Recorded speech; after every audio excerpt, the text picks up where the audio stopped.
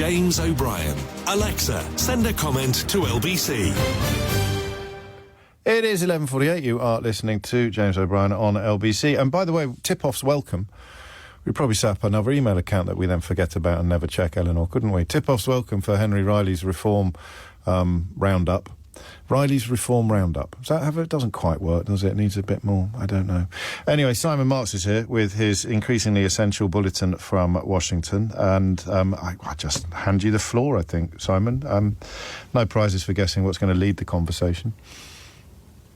Well, we're all over the map still, James, and the White House apparently is stung by the fact that so many of the president's normally ardent supporters are finding fault with his strategy-free war of choice against Iran. And we're now at the point where even last night, the President of the United States engaged in such a total U-turn that he took to his own social media feed to argue that there's nothing inherently wrong with forever wars. He was trying to explain to his followers why people like Tucker Carlson are wrong when they say that this war is going to prove to be a real problem because it's going to deplete American munitions stockpiles very quickly, and that the defense industry here is not in a position to replace them as rapidly as the President of the United States may need, not least, of course, because the United States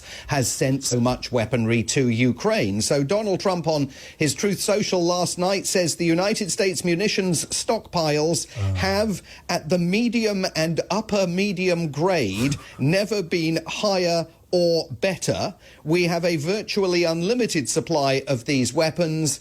And then he goes on to say this: wars can be fought forever and very successfully using just these supplies, which are better than other countries' finest arms. So that gives you a sense of the fact that it is already apparent that because there's no plan, events in the Middle East are spinning in a direction that military planners here in the White House have now to be realizing could involve a deepening American commitment. The president told the New York Post yesterday in one of these telephone interviews that he's been giving ad hoc to individual reporters that he's not necessarily ruling out the idea of putting boots on the ground. He said, I don't have the yips about boots on the ground like other American presidents have done, but the polling here is utterly woeful. CNN has done a survey overnight.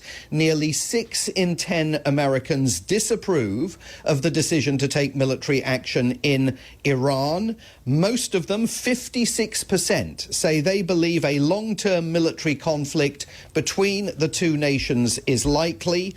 Only a quarter, 27%, believe that the United States made enough of an effort at diplomacy with Iran before using military force, and 39% say the US did not try hard enough at using diplomacy first. So he's got a massive sales job, and it gets more complicated by the hour because of the shifting sands in the administration's story. And most dramatically, late yesterday afternoon here, Secretary of State Marco Rubio finally broke cover and spoke to reporters and revealed that the United States' hand in Iran and the decision to go to war had essentially been forced by the Israeli Prime Minister Benjamin Netanyahu. As you and I were talking about on this program yesterday, we were discussing whether it was possible that the Israelis had said, we're going in, you've got to come in with us.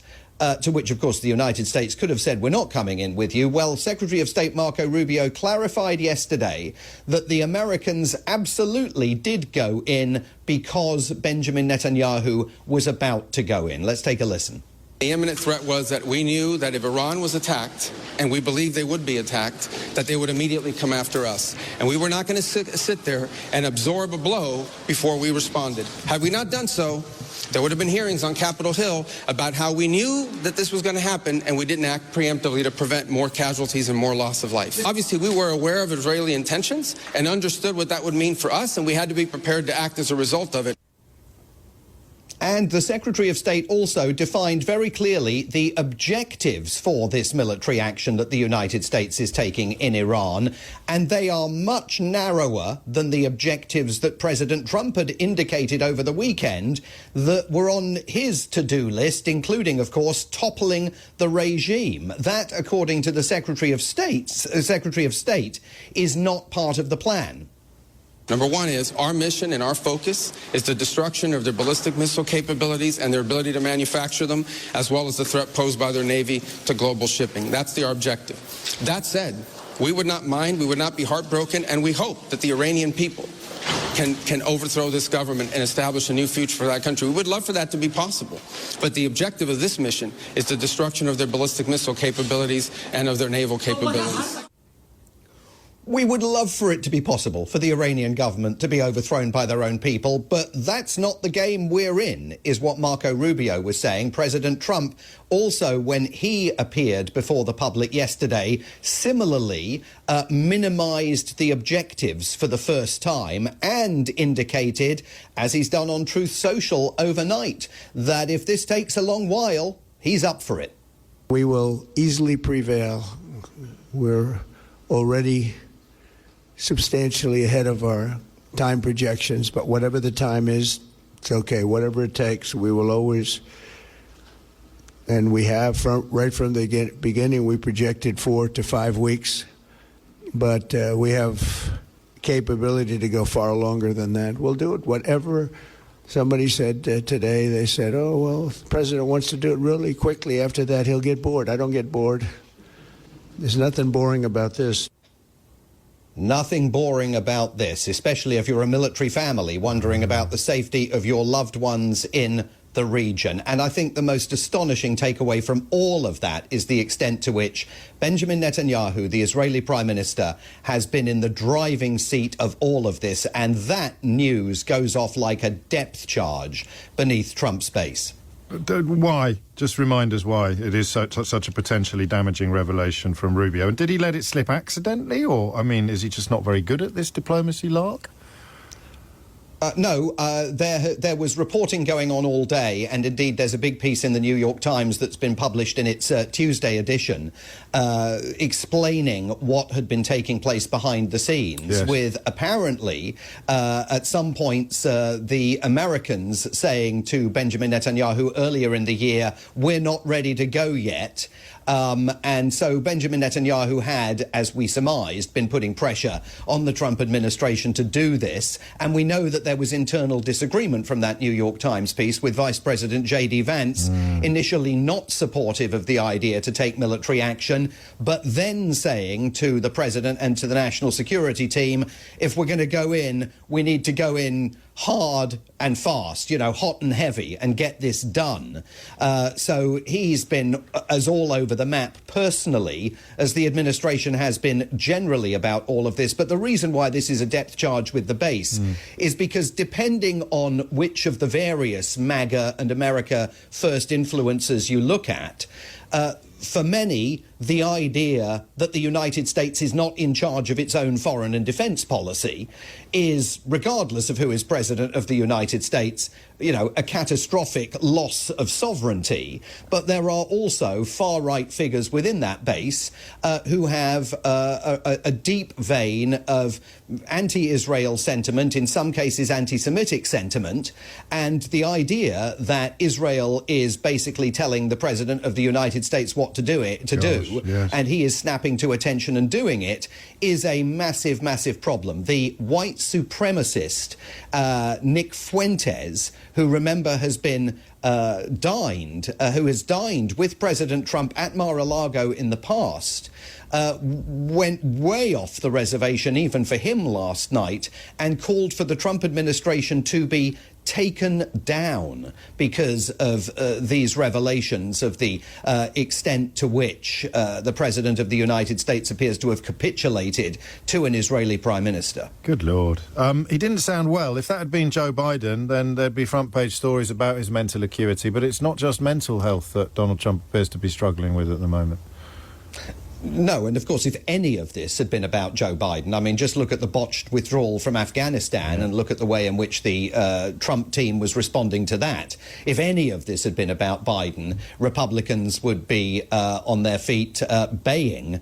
Yesterday, as you know, for weeks, Donald Trump has had this unexplained bruise on the back of his hand. I say unexplained. I mean, they've offered, again, shifting explanations for it, but none of them standing up to scrutiny. Now, suddenly, he has some kind of scarring on the back of his neck that is being treated with some form of ointment. So as soon as those pictures emerged yesterday, social media calls were going out to doctors to see if they could explain what it is.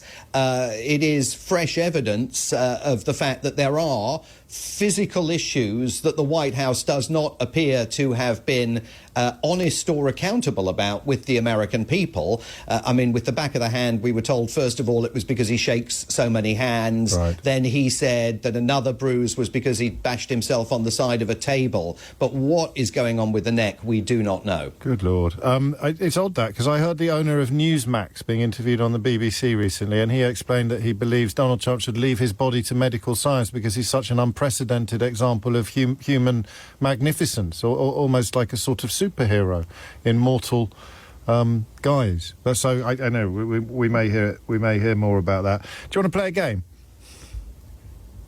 Go on. That's a no. I haven't had my breakfast, but go on. Which British politician said this? I'm not in favour of military action against Iran. I want UK troops in fewer wars. I'm going to go with Nigel Farage. Oh, you're so good at this. And of course, the point being, he said that when the American president was black, not orange. So funny how the wind changes. Simon Mark's always brilliant. In fact, I wasn't expecting you to get that right, but he must have been perhaps looking at the same archaeologists of social media activity that I've been looking at. Simon, I have a feeling we'll catch up. If not tomorrow, then certainly before the end of the week, but probably tomorrow.